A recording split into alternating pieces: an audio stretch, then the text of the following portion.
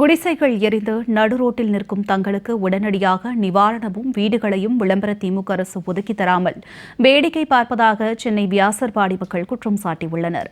உடைமைகள் அனைத்தும் தீயில் கருகிவிட்ட நிலையில் நிர்கதியாய் சாலையில் நின்று கதறி எழும் சாமானிய மக்களின் வழிகள் குறித்து விவரிக்கிறது இந்த செய்தி தொகுப்பு.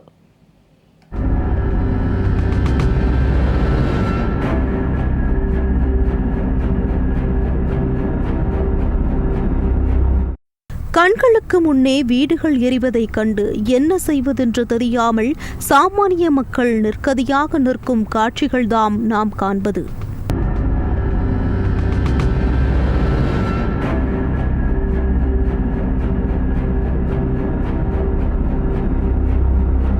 சென்னையின் முன்னேற்றத்திற்கு ஏழை எளிய மக்களின் வியர்வைதான் காரணம் என்பது அனைவரும் அறிந்ததே. ஆனால் இந்த நகரத்தை கட்டிக்காக்க உழைக்கும் அடித்தட்டு மக்களுக்கு அடிப்படை வசதி கூட கிடைக்காமல் இருப்பது பெரிய கேள்விக்குறியாக உள்ளது.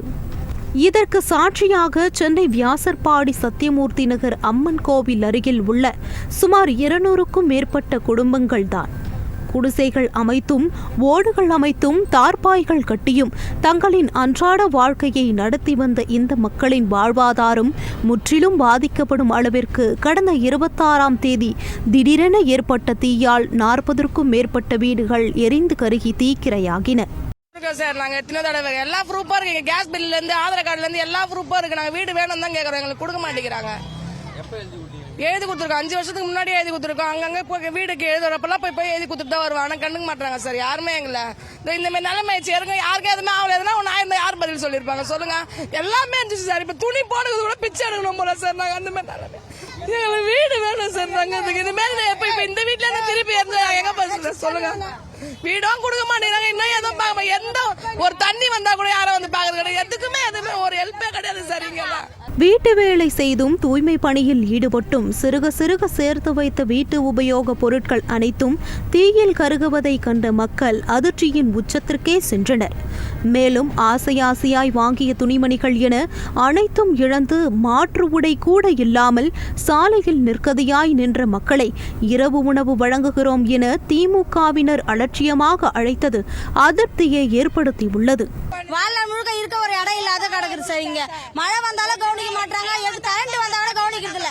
கரண்ட் வந்து எப்படியாச்சு கரண்ட்டுக்கோ ஒரு இதுக்கு விடிவு காலம் இல்ல, மழை தண்ணிக்கோ விடிவு காலம் இல்ல சார். ஒரு வீடும் கொடுத்து தொலைய மாட்டாங்க, எங்களை இங்கே வச்சு சாவடிக்கிறாங்க.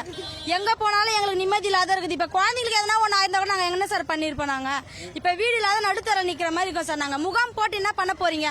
சாப்பாடு கொடுத்தா போதுமா? எங்களுக்கு சாப்பாடு வயிறு நிறைஞ்சிச்சு, மறுநாள் தூங்கி வந்து நாங்க எங்க போவோம்? நிக்க இடம் இல்லாத நிக்கிறோம். இந்த மாதிரி இப்ப இந்த அரசாங்கம் எதுக்குன்னே தெரியல. சும்மா விடியல் அரசு தான், எதுக்குமே இல்லாத அரசு இருக்கு. வீடு வேணும் சார், நிக்க இடம் இல்லாத இருக்கிறோம், நிக்க இடம் இல்லாத சாப்பாடு. இப்ப முகாம் போறீங்க, டின்னர் சாப்பிடுங்க. டின்னர் எங்களோட பேரா இது? டின்னர் சாப்பிடுறது எங்களோட இதுவா? நிலைமை அப்படியா இருக்கு. முதல்ல குழந்தைங்களை வச்சு நிம்மதியா இருப்போமா அப்படின்னு தான் இருக்குது. எதுக்குமே இல்லாத இருக்கு சார் எங்களுக்கு.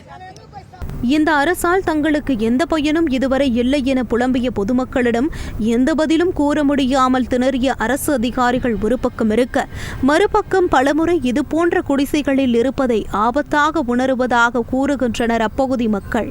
தங்களுக்கு குடிசை மாற்று வாரியத்தில் வீடு ஒதுக்கி தர வேண்டும் என மனு கொடுத்தும் தங்களை மனிதர்களாக கூட மதிக்காமல் விளம்பர திமுக அரசு உதாசீனப்படுத்தியதாக வேதனை கூறுகின்றனர் பொதுமக்கள்.